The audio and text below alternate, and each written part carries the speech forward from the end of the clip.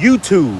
In this video, we're going to go over how to turn on and off your fog lights for your 2016 Ford F-150.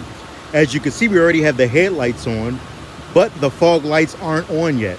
So we're going to go over this very quick, and make sure you leave a like and a subscribe. That way you can help me hit my goal of 1,000 subscribers and keep growing from there.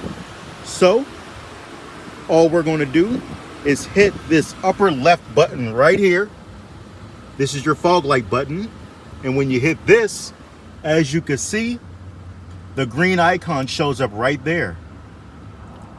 Yep, now I'm hitting it, turning it off, on.